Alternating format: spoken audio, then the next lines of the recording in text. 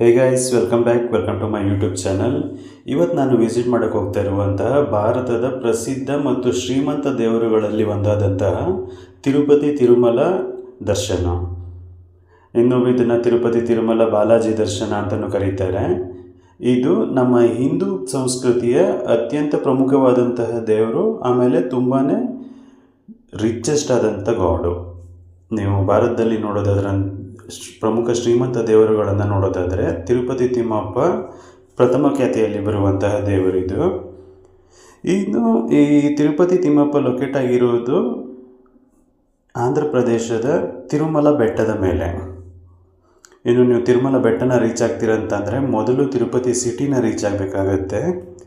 Tirupati ಸಿಟಿಯಿಂದ almost ಒಂದು 20 to 21 kilometre ಬೆಟ್ಟದ ಮೇಲ್ಭಾಗದಲ್ಲಿರುವಂತಹ ತಿರುಮಲ ಬೆಟ್ಟವನ್ನು ನೀವು ಮೇಲೆತ್ತಿ ಹೋಗಬೇಕಾಗತ್ತೆ.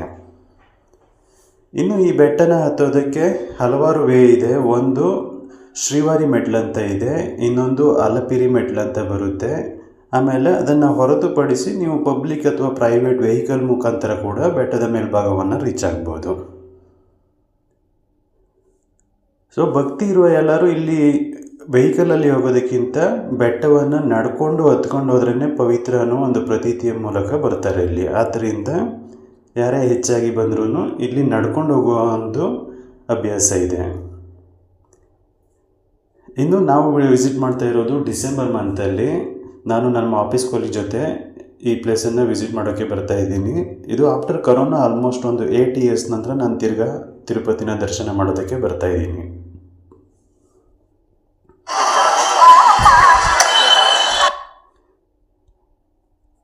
ಆಮೇಲೆ ಈ ಟೈಮ್ ನಾವು ಆಯ್ಕೆ ಮಾಡಿಕೊಂಡಿರುವುದು ಅಲಪಿರಿ ಮೆಟ್ಲ ಮುಖಾಂತರ ಬೆಟ್ಟವನ್ನು ಹತ್ತಿ ಹೋಗಬೇಕಂತ.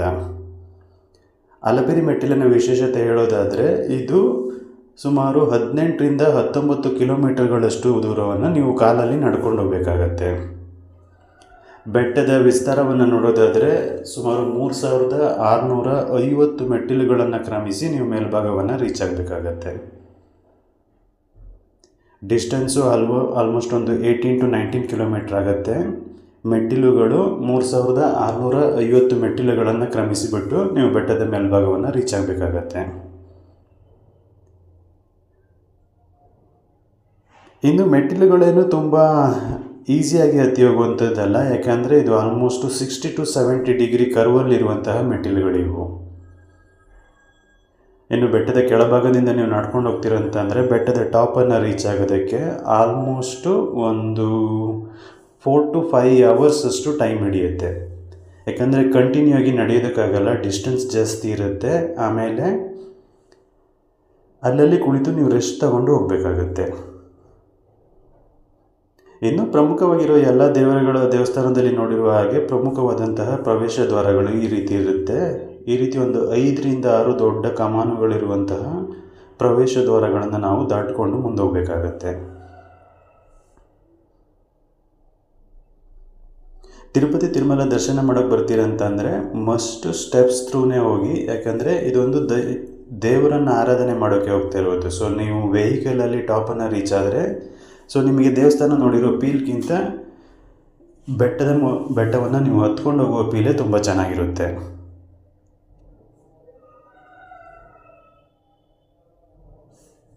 ಇನ್ನು ಡಿಸ್ಟೆನ್ಸ್ ಜಾಸ್ತಿ ಇರೋದರಿಂದ ಬೆಟ್ಟವನ್ನು ಹತ್ಕೊಂಡು ಹೋಗುವಾಗ ಅಲ್ಲಲ್ಲಿ ಎಲ್ಲ ಕಡೆಯಲ್ಲೂ ಶಾಪ್ಸ್ ಇರುತ್ತೆ. ಪ್ರಮುಖವಾದಂತಹ ಆಹಾರ ವಸ್ತುಗಳಿರ್ಬೋದು, ಆಮೇಲೆ ಟಾಯ್ಲೆಟ್ನ ವ್ಯವಸ್ಥೆ ಕೂಡ ಇರುತ್ತೆ ಅಲ್ಲಲ್ಲಿ. ಸೊ ನೀವು ಯಾವುದೇ ಪ್ರಾಬ್ಲಮ್ ಇಲ್ಲದೇ ಆರಾಮಾಗಿ ಹತ್ಕೊಂಡು ಹೋಗ್ಬೋದು.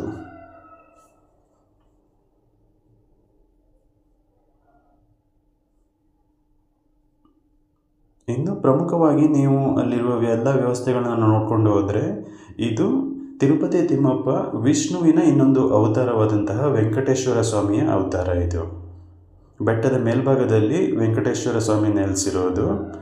ಇನ್ನು ಆ ದಾರಿಯನ್ನು ನೀವು ಕ್ರಮಿಸ್ಕೊಂಡು ಹೋಗಬೇಕಾದ್ರೆ ವಿಷ್ಣುವಿನ ಅವತಾರಕ್ಕೆ ಸಂಬಂಧಪಟ್ಟಂಥ ಹಲವಾರು ವಿಚಾರಗಳನ್ನು ಇಲ್ಲಿ ನೀವು ನೋಡೋದಕ್ಕೆ ಸಾಧ್ಯ. ಇದು ಪ್ರಮುಖವಾದಂಥ ಧಾರ್ಮಿಕ ಹಿಂದೂ ದೇವಾಲಯ. ಆಮೇಲೆ ಈ ಸ್ಟೆಪ್ಸನ್ನು ಹತ್ಕೊಂಡು ಹೋಗುವಾಗ ಜನರಿಗೆ ಒಂದು ಪ್ರತೀತಿ ಇದೆ. ತುಂಬ ಜನ ಇಲ್ಲಿ ಇದಕ್ಕೆ ಅರಶಿನ ಕುಂಕುಮಗಳನ್ನು ಹಚ್ಕೊಂಡು ಹೋಗ್ತಾರೆ. ಆಲ್ಮೋಸ್ಟ್ 3650 ಮೆಟ್ಟಿಲುಗಳಿದ್ರೂ ಕೂಡ ಅಷ್ಟು ಮೆಟ್ಟಿಲುಗಳಿಗೆ ಹಚ್ಚಿಕೊಂಡು ಹೋಗುವಂಥ ಪ್ರತೀತಿ ಇದೆ.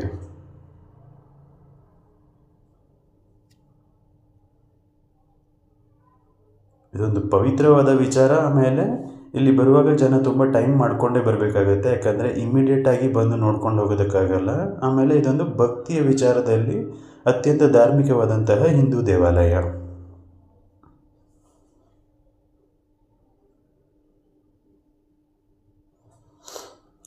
ಇನ್ನು ಸ್ಟೆಪ್ಸ್ ಹತ್ಕೊಂಡು ಹೋಗೋದು ತುಂಬ ಕ್ರಿಟಿಕಲ್ಲು, ಯಾಕಂದರೆ ಅಲಪಿರಿ ಮೆಟ್ಟಿಲು ತುಂಬ ಜಾಸ್ತಿ ಮೆಟ್ಟಿಲುಗಳಿರುವಂತಹದ್ದು.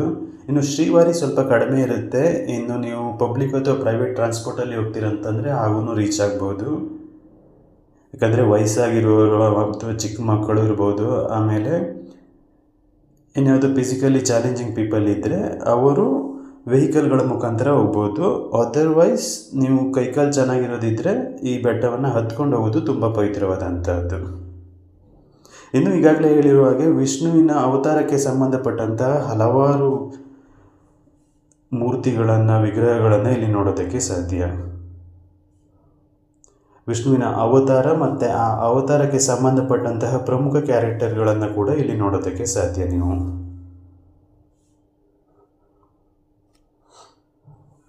ಇನ್ನು ತಿರುಪತಿ ತುಂಬಾ ದೊಡ್ಡದಾದಂತಹ source of income for Andhra Pradesh, ಯಾಕಂದರೆ ಈ ಇಯರ್ಲಿ ಕ್ರೋಸ್ ಟುಗೆದರ್ ಪೀಪಲ್ ಇಲ್ಲಿ ವಿಸಿಟ್ ಮಾಡ್ತಾರೆ. ಇನ್ನು ನೀವು ತಿರುಪತಿನ ವಿಸಿಟ್ ಮಾಡೋಕ್ಕೆ ಬರ್ತೀರಂತ ಅಂದರೆ ಆಲ್ಮೋಸ್ಟ್ ಒಂದು 3 months ಬಿಫೋರೇನೆ ಆನ್ಲೈನಲ್ಲಿ ಟಿಕೆಟ್ನ ಬುಕ್ಕಿಂಗ್ ಮಾಡ್ಬೋದು. ಪರ್ ಹೆಡ್ ಆಲ್ಮೋಸ್ಟ್ ಒಂದು 300 rupees ಟಿಕೆಟ್ ಇರುತ್ತೆ.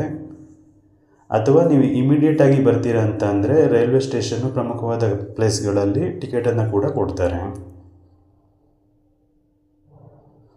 ಬಟ್ ಅಲ್ಲಿ ಹೋಗಿ ನೀವು ಆಧಾರ್ ಕಾರ್ಡನ್ನು ಕೊಟ್ಟು ಟಿಕೆಟ್ ತೊಗೊಂಡ್ರೆ ಮೇ ಬಿ ಇವತ್ತು ನೀವು ವಿಸಿಟ್ ಮಾಡಿದ್ರೆ ನಾಳೆ ಹೊತ್ತಿಗೆ ನಿಮಗೆ ದರ್ಶನ ಪಡೆಯೋದಕ್ಕೆ ಟೈಮಿಂಗನ್ನು ಕೊಡ್ತಾರೆ.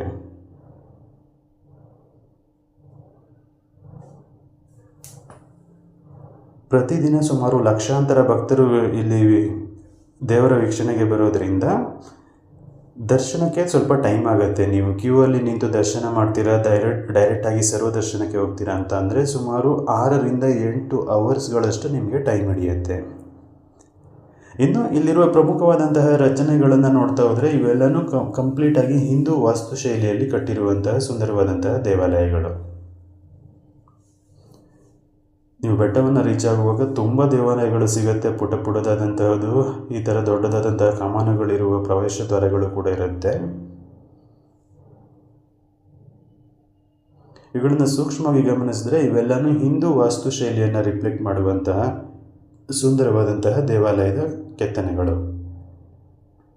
ಪ್ರಮುಖವಾಗಿ ಎಲ್ಲನೂ ದೊಡ್ಡದಾದಂತಹ ಕಲ್ಲಿನಿಂದನೇ ಕಟ್ಟಿದ್ದಾರೆ, ಯಾಕಂದರೆ ಶಾಶ್ವತವಾಗಿ ಕಟ್ಟುವ ಒಂದು ಕಾನ್ಸೆಪ್ಟಿಂದ ಕಲ್ಲಿನಿಂದ ಕಟ್ಟಿದ್ದಾರೆ.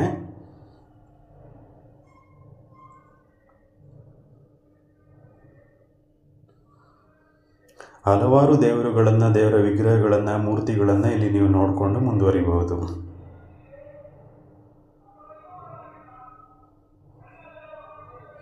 ಇನ್ನು ಅಲ್ಲಲ್ಲಿ ಕುಳಿತು ವಿಶ್ರಾಂತಿ ಪಡೆಯೋದಕ್ಕೆ, ಊಟ ಮಾಡೋದಕ್ಕೆ, ಉಪಹಾರವನ್ನು ಸೇವಿಸೋದಕ್ಕೆ ಕೂಡ ವ್ಯವಸ್ಥೆ ಇದೆ.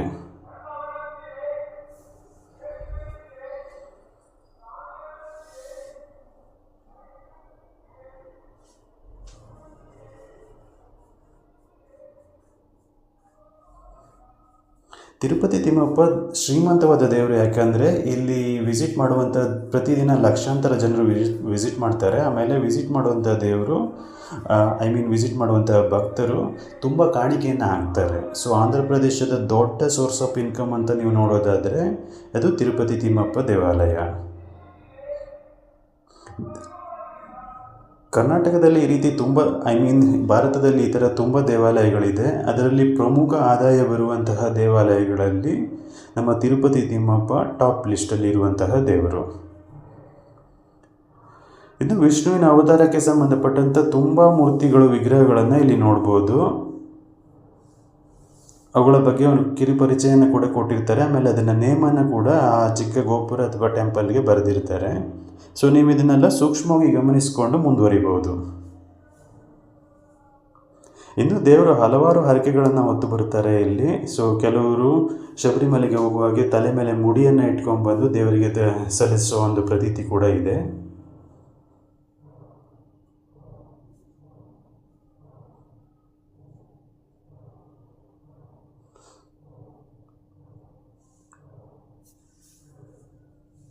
ಸೊ ನೀವು ಇಲ್ಲಿ ತಿರುಪತಿಗೆ ಬರ್ತೀರಾ ಅಂತಂದರೆ ಮೊದಲೇ ವೆಲ್ ಪ್ಲ್ಯಾನ್ ಮಾಡ್ಕೊಂಡು ಬರಬೇಕಾಗತ್ತೆ. ಯಾಕಂದರೆ ಸರ್ವದರ್ಶನಕ್ಕೆ ಬರ್ತೀರಾ ಅಂತಂದರೆ ತುಂಬ ಟೈಮ್ ಹಿಡಿಯುತ್ತೆ. ಇದು ಪ್ರಮುಖವಾದಂತಹ ಆಂಜನೇಯ ಸ್ವಾಮಿಯ ಮೂರ್ತಿ ಇರುವಂತಹದ್ದು.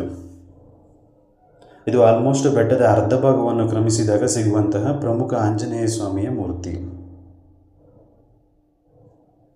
ಇನ್ನು ಚಿಕ್ಕದಾದಂಥ ದೇವಾಲಯ ಕೂಡ ಕೆಳಭಾಗದಲ್ಲಿ ಇದೆ. ಅಲ್ಲಿ ತುಂಬ ಜನ ಬಂದು ಇಲ್ಲಿ ಹರಕೆಯನ್ನು ಸಲ್ಲಿಸ್ತಾರೆ, ಆಮೇಲೆ ಪೂಜೆಯನ್ನು ಕೂಡ ಮಾಡ್ತಾರೆ.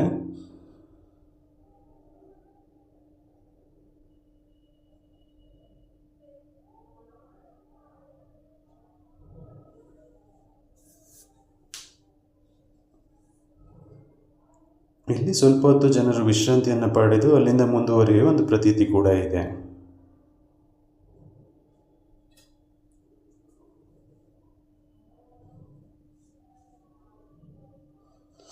ಹೀಗೆ ಲಾಂಗ್ ಡಿಸ್ಟೆನ್ಸನ್ನು ನೀವು ನಡ್ಕೊಂಡು ಹೋಗಬೇಕಾಗತ್ತೆ. ಸೊ ಬೆಟ್ಟದ ಕೆಳಭಾಗದಿಂದ ನೋಡೋದಾದರೆ ಆಲ್ಮೋಸ್ಟ್ ಒಂದು 4ರಿಂದ 5 ತಾಸುಗಳಷ್ಟು ನೀವು ನಡ್ಕೊಂಡು ಮುಂದೆ ಉರಿಬೇಕಾಗತ್ತೆ.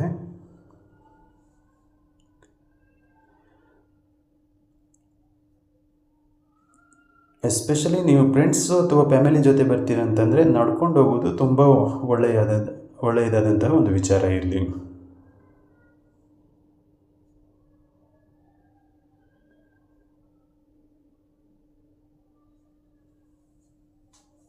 ಇನ್ನು ಸ್ವಲ್ಪ ದೂರ ಹೀಗೆ ಓಪನ್ ರೋಡ್ನಲ್ಲಿ ಕೂಡ ನಡ್ಕೊಂಡು ಹೋಗಬೇಕಾಗತ್ತೆ. ಸಪ್ರೇಟಾಗಿ ನಡೆಯುವಂಥ ಜಾಗ ಪಕ್ಕದಲ್ಲಿರುತ್ತೆ, ಆದರೆ ರೋಡಿನಲ್ಲಿ ವೆಹಿಕಲ್ಗಳು ಕೂಡ ಮೂವ್ಮೆಂಟ್ ಆಗ್ತಾ ಇರುತ್ತೆ.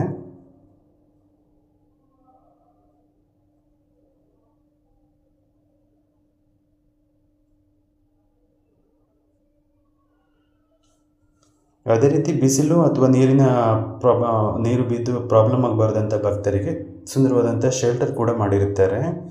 ಇನ್ನು ಈ ಬೆಟ್ಟವನ್ನು ನಡ್ಕೊಂಡು ಹೋಗೋದೇ ಒಂದು ಅದ್ಭುತವಾದಂಥ ವಿಚಾರ. ಯಾಕಂದರೆ ಪಕ್ಕದಲ್ಲಿರುವಂತಹ ವ್ಯೂ ಪಾಯಿಂಟ್ ಕೂಡ ಅಷ್ಟೇ ಅಮೇಝಿಂಗ್ ಆಗಿದೆ. ಯಾಕಂದರೆ ತಿರುಮಲ ಬೆಟ್ಟ ಒಂದು ತುಂಬ ದೊಡ್ಡ ಬೆಟ್ಟ, ಆಮೇಲೆ ಥಿಕ್ ಫಾರೆಸ್ಟ್ನ ನಡುವೆ ಇರುವಂತಹದ್ದಿದು. ಸುತ್ತಮುತ್ತಲೂ ತುಂಬ ದೊಡ್ಡದಾದಂಥ ಹಸಿರಿನ ಕಾಡು, ಬೆಟ್ಟ, ಮರಗಿಡಗಳನ್ನು ನೋಡ್ಬೋದು. ಆಮೇಲೆ ಹಲವಾರು ಪ್ರಾಣಿ ಪಕ್ಷಿಗಳನ್ನು ಕೂಡ ನೀವು ಆನ್ ದ ವೇ ನೋಡ್ಕೊಂಡು ಹೋಗ್ಬೋದು. ಬೆಟ್ಟವನ್ನು ಹತ್ತುವ ರೋಡು ಕೂಡ ತುಂಬಾ ಜಿಗ್ಜಾಗ್ ಆಗಿದೆ. ಸೊ ಅದಕ್ಕೆ ನುರಿತ ಡ್ರೈವರ್ಗಳು ಮಾತ್ರ ಇಲ್ಲಿ ಡ್ರೈವ್ ಮಾಡ್ಬೋದು. ಇನ್ನು ಸೇಫ್ಟಿ ವಿಚಾರಕ್ಕೆ ಬಂದರೆ ತುಂಬಾ ಕೇರ್ಫುಲ್ಲಾಗಿ ಸೇಫ್ಟಿ ವೈಸು ನೋಡ್ತಾ ಇದ್ದಾರೆ. ಇಲ್ಲಿ ಎಲ್ಲ ಕಡೆ ತಡೆಗೋಡೆಗಳಿಗಿದೆ. ಯಾವುದೇ ಪ್ರಾಣಿಗಳು ಬಂದು ಹಾನಿ ಮಾಡದೇ ಇರುವ ಹಾಗೆ ಭಕ್ತರನ್ನು ನೋಡುವಷ್ಟು ಸೇಫ್ಟಿ ಕೂಡ ಇಲ್ಲದೆ.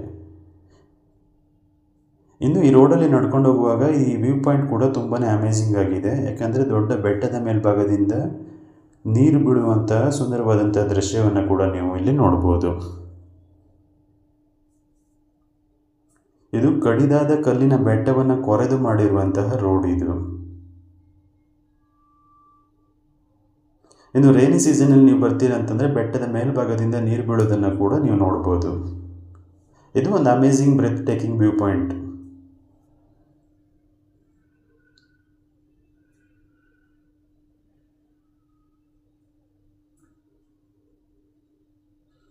ಇನ್ನು ತುಂಬ ಜನ ಇಲ್ಲೊಂದು ಸ್ವಲ್ಪ ಹೊತ್ತು ವೆಯ್ಟ್ ಮಾಡಿಬಿಟ್ಟು ಫೋಟೋಶೂಟು ಇದನ್ನು ಮಾಡುವ ಒಂದು ಪ್ರತೀತಿ ಕೂಡ ಇದೆ. ಹೀಗೆ ರೋಡ್ ಮೇಲೆ ಆಲ್ಮೋಸ್ಟ್ ನೀವು 1.5 to 2 ಕಿಲೋಮೀಟರಷ್ಟು ನಡ್ಕೊಂಡು ಮುಂದೋಗಬೇಕಾಗತ್ತೆ.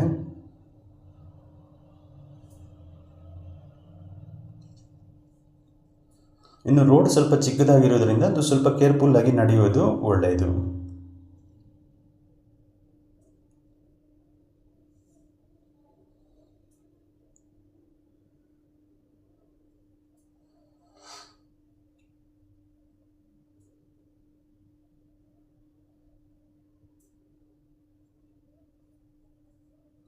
ಈ ಅದ್ಭುತವಾದಂಥ ವ್ಯೂ ಪಾಯಿಂಟ್ ರೋಡನ್ನು ನೋಡಿಕೊಂಡು ನೀವು ಅಲ್ಲಿಂದ ಮುಂದುವರಿತೀರ ಅಂತ ಅಂದರೆ ನೆಕ್ಸ್ಟ್ ಬರುವಂತಹ ಪ್ರಮುಖವಾದಂತಹ ಸ್ಟೆಪ್ಸು ಶ್ರೀ ಮೊಣಕಾಲು ಮೆಟ್ಟಿಲು ಸ್ಟೆಪ್ಸು. ಅದನ್ನು ರೀಚ್ ಆಗೋದಕ್ಕೆ ಮೊದಲು ನೀವು ಈ ಥರ ಸುಂದರವಾಗಿರುವಂತಹ ವ್ಯೂ ಪಾಯಿಂಟ್ ಇರುವ ರೋಡನ್ನು ದಾಟ್ಕೊಂಡು ಮುಂದುವರಿಬೇಕಾಗತ್ತೆ. ಇನ್ನು ಹಿಂದೂ ಸಂಸ್ಕೃತಿಯಲ್ಲಿ ಎಲ್ಲದನ್ನು ನಾವು ದೈವಿಕವಾಗಿ ನೋಡೋದ್ರಿಂದ ತುಂಬ ವಿಚಾರಗಳನ್ನು ಇವರು ದೈವಿಕವಾಗಿ ಇಲ್ಲಿ ನಿರ್ಮಾಣ ಮಾಡಿದ್ದಾರೆ.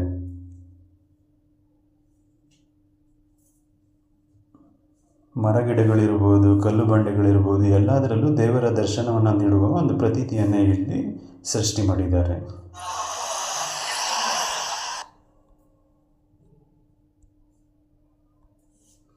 ಹೀಗೆ ಮುಂದುವರ್ಕೊಂಡು ನೀವು ಮುಂದೆ ಬರ್ತೀರಾ ಅಂತಂದರೆ ಅಲ್ಲಿಂದ ಪ್ರಮುಖವಾದಂತಹ ಮೊಣಕಾಲು ಮೆಟ್ಟಿಲು ಸ್ಟೆಪ್ಸ್ಗಳು ಸ್ಟಾರ್ಟ್ ಆಗುತ್ತೆ. ಇದನ್ನು ಮೊಣಕಾಲು ಮೆಟ್ಟು ಅಂತ ಕರೀತಾರೆ ಆಂಧ್ರದಲ್ಲಿ. ಇನ್ನು ತುಂಬ ಜನ ಇಡೀ ಬೆಟ್ಟವನ್ನು ಹತ್ತಕ್ಕಾಗದೇ ಇದ್ದರೂ ಕೂಡ ಇಲ್ಲಿ ಅರ್ಧ ಸ್ಟೆಪ್ಸಿಂದ ಇಲ್ಲಿಂದ ಹತ್ಕೊಂಡು ಹೋಗುವ ಒಂದು ಪ್ರತೀತಿ ಇದೆ. ಇದನ್ನು ಮೊಣಕಾಲು ಮೆಟ್ಟು ಅಂತ ಕರೀತಾರೆ. ಇನ್ನು ಇದನ್ನು ಜನರು ಆದಷ್ಟು ಮೊಣಕಾಲಿಂದ ಹತ್ತಿ ಹೋಗೋಕ್ಕೆ ಪ್ರಯತ್ನ ಮಾಡ್ತಾರೆ.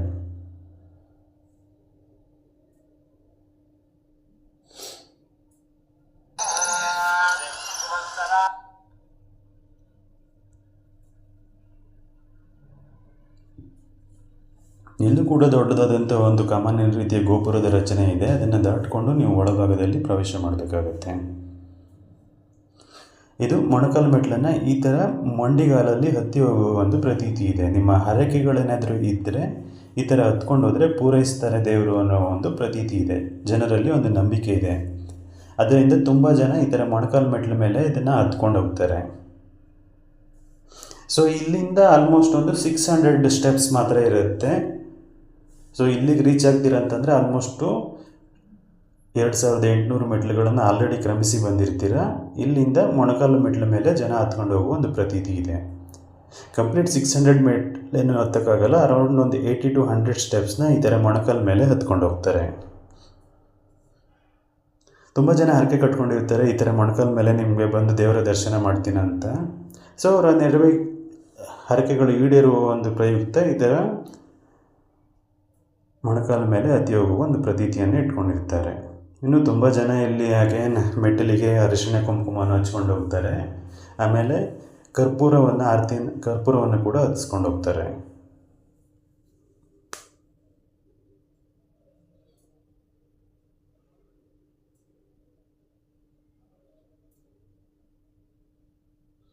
ಇದು ನಮ್ಮ ಹಿಂದೂ ಧರ್ಮದ ಧಾರ್ಮಿಕ ನಂಬಿಕೆ. ಅದಕ್ಕಾಗಿ ಜನರು ಹಲವಾರು ವಿಚಾರಗಳನ್ನು ಇಲ್ಲಿ ಫಾಲೋ ಮಾಡ್ತಾರೆ.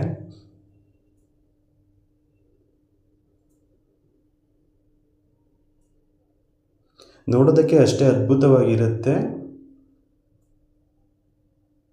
ಆಮೇಲೆ ಒಂದು ಧರ್ಮ ಮತ್ತು ಧಾರ್ಮಿಕವಾದಂತಹ ವಿಚಾರಗಳಿವು. ಇನ್ನು ತಿರುಪತಿಯನ್ನು ಪ್ಲಾಸ್ಟಿಕ್ ಫ್ರೀಯಾಗಿ ಮಾಡಬೇಕಂತ ತುಂಬ ಪ್ರಯತ್ನ ಪಡೋದ್ರಿಂದ ಯಾರೇ ಪ್ರವಾಸಿಗರು ಬಂದರೂ ಏನೇ ಪ್ಲಾಸ್ಟಿಕ್ ಐಟಮ್ ತಂದ್ರೂ ಇಲ್ಲಿ ಎಸೆಗೆ ಹೋಗಬೇಡಿ, ನಿಮ್ಮ ಜೊತೆನೇ ಅದನ್ನು ಕ್ಯಾರಿ ಮಾಡಿ.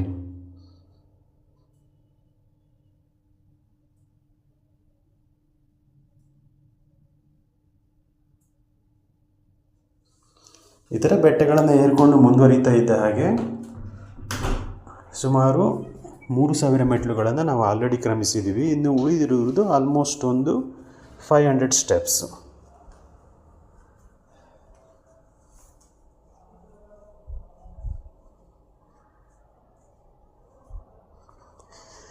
ಹೀಗೆ ಸ್ಟೆಪ್ಸನ್ನು ಮುಗಿಸ್ಬಿಟ್ಟು ಮುಂದುವರಿದರೆ ನಾವು ತಿರುಪತಿಯ ಬೆಟ್ಟದ ಮೇಲ್ಭಾಗವನ್ನು ರೀಚ್ ಆಗ್ತೀವಿ.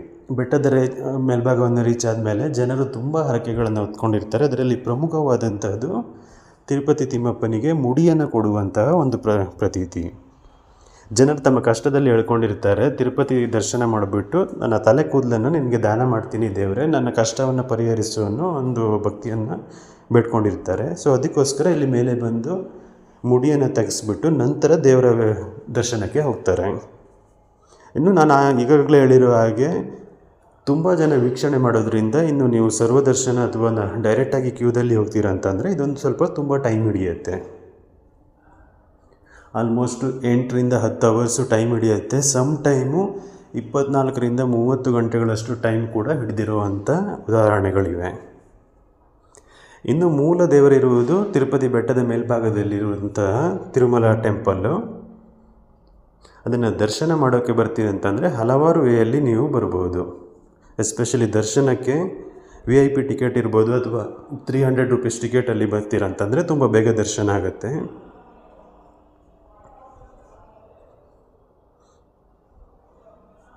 ಸೊ ನಾನು ವಿಸಿಟ್ ಮಾಡ್ತಾ ಇರೋದು ಡಿಸೆಂಬರಲ್ಲಿ. ಸೊ ತುಂಬಾ ರಶ್ ಇರೋದ್ರಿಂದ ನಮ್ಮ ದರ್ಶನ ಆಲ್ಮೋಸ್ಟ್ ಒಂದು 18 to 20 ಅವರ್ಸಷ್ಟು ಟೈಮ್ ಹಿಡಿದಿತ್ತು. ಯಾಕಂದರೆ ನಾವು ಸರ್ವದರ್ಶನಕ್ಕೆ ಹೋಗ್ತಾ ಇದ್ವಿ. ಅದಕ್ಕೆ ಯಾರೇ ಇಲ್ಲಿಗೆ ಬರೋದಾದರೂ ವೆಲ್ ಪ್ಲ್ಯಾನ್ ಮಾಡಿಕೊಂಡು ಆಮೇಲೆ ಸ್ವಲ್ಪ ಟೈಮ್ನ ಪ್ರೀ ಮಾಡಿಕೊಂಡೇ ಬರಬೇಕಾಗತ್ತೆ. ಯಾಕಂದರೆ ದರ್ಶನ ಅಂತ ಕೂತ್ರೆ ನೀವು ಇಟ್ ಡಿಪೆಂಡ್ಸ್. ಅವತ್ತಿನ ಎಷ್ಟು ರಶ್ ಇರುತ್ತೆ ಅನ್ನೋದ್ರ ಮೇಲೆ ಡಿಪೆಂಡ್ ಆಗುತ್ತೆ. ಇನ್ನು ದೇವಾಲಯದ ಪಾವಿತ್ರ್ಯತೆಯನ್ನು ಉಳಿಸುವ ದೃಷ್ಟಿಯಿಂದ ಮೂಲ ದೇವರಾದಂತಹ ತಿರುಮಲ ದೇವಸ್ಥಾನದ ಒಳಗಡೆ ಇರಬಹುದು ಅಥವಾ ಅಲ್ಲಿ ಹೋಗುವಂತಹ ಅಕ್ಕಪಕ್ಕದ ಎಲ್ಲೂ ಕೂಡ ನಿಮಗೆ ಮೊಬೈಲ್ ಫೋನು ಅಲೋ ಇಲ್ಲ. ನೀವು ಕ್ಯೂದಲ್ಲಿ ಹೋಗ್ತೀರಾ ಅಂತ ಅಂದರೆ ಕ್ಯೂ ಸ್ಟಾರ್ಟಿಂಗಲ್ಲೇ ನಿಮ್ಮ ಹತ್ರ ಇರುವಂಥ ಮೊಬೈಲು, ಇಲೆಕ್ಟ್ರಾನಿಕ್ ಡಿವೈಸಸ್ಸು ಎಲ್ಲನೂ ನೀವು ಹ್ಯಾಂಡ್ ಓವರ್ ಮಾಡಬೇಕಾಗತ್ತೆ. ಸೇಫ್ಟಿ ಕೂಡ ಇರುತ್ತೆ. ನೀವು ಆಮೇಲೆ ಅದನ್ನು ಹೋಗ್ಬಿಟ್ಟು ದರ್ಶನ ಪಡ್ಕೊಂಡು ರಿಟರ್ನ್ ಹೋಗುವಾಗ ಅದನ್ನು ತಗೊಂಡೋಗ್ಬೋದು. ಇನ್ನು ತಿರುಪತಿ ತಿಮ್ಮಪ್ಪನ ದರ್ಶನಕ್ಕೆ ಮೊದಲು ವರಾಹ ಸ್ವಾಮಿಯ ದೇವಾಲಯವನ್ನು ವಿಸಿಟ್ ಮಾಡಿ ಅಲ್ಲಿ ಕೂಡ ಜನರು ತಮ್ಮ ಇಷ್ಟಾರ್ಥಗಳನ್ನು ಬೇಡ್ಕೊತಾರೆ. ಅದೊಂದು ಪ್ರತೀತಿ ಕೂಡ.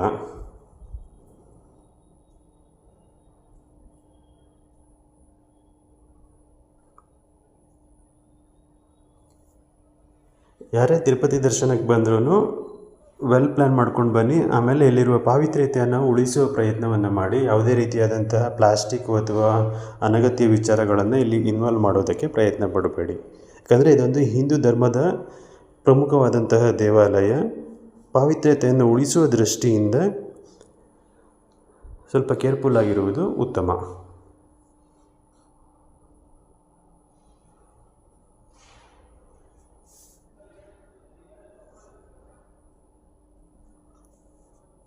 ಇನ್ನು ಈ ದೇವಾಲಯವನ್ನು ತುಂಬ ಚೆನ್ನಾಗಿ ಉಸ್ತುವಾರಿ ಮಾಡ್ತಾರೆ. ಇನ್ನು ದರ್ಶನ ಮಾಡಿದವರು ಆಮೇಲೆ ಹೋಗ್ಬಿಟ್ಟು ತಿರುಪತಿ ಲಡ್ಡುವನ್ನು ಕಲೆಕ್ಟ್ ಮಾಡ್ಕೊತಾರೆ. ಇನ್ನು ದೇವಾಲಯದ ಮುಂಭಾಗದಲ್ಲಿ ಸುಂದರವಾದಂತಹ ಒಂದು ದೊಡ್ಡ ಪುಷ್ಕರಣಿ ಕೂಡ ಇದೆ. ಅಲ್ಲಿ ಕೂಡ ನಿಮಗೆ ಸ್ನಾನ ಮಾಡುವ ವ್ಯವಸ್ಥೆ ಕೂಡ ಇದೆ. ಅಲ್ಲಿ ಮುಡಿಯನ್ನು ತೆಗೆಸಿರೋ ಬಂದ ಜನರು ಅಲ್ಲಿ ಸ್ನಾನ ಮಾಡುವ ವ್ಯವಸ್ಥೆಯನ್ನು ಕೂಡ ಕಲ್ಪಿಸಿದ್ದಾರೆ. ಹೋಪ್ ಈ ವಿಡಿಯೋ ನಿಮಗೆ ಇಷ್ಟ ಆಗಿದೆ ಅಂತ ಅಂದ್ಕೊತೀನಿ. ಇಷ್ಟ ಆದರೆ kindly subscribe my YouTube channel. Also hit on bell icon to get all the future notification.